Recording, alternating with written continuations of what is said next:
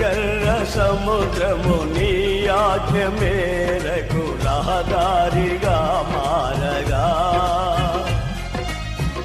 దాటిరే నీ జనులు బహుక్షేమముగా ఎర్ర సముద్రము నీ ఆజ్ఞ మేరకు రహదారిగా మారగా దాటిరే నీ జనులు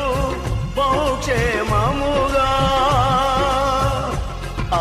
జలములలోనే శత్రు సైన్యము మునిగిపోయెనే ఆ జలములలోనే శత్రు సైన్యము మునిగిపోయెనే కృపా సత్య సంపూర్ణుడా సర్వలోకానికే చక్రవర్తి విని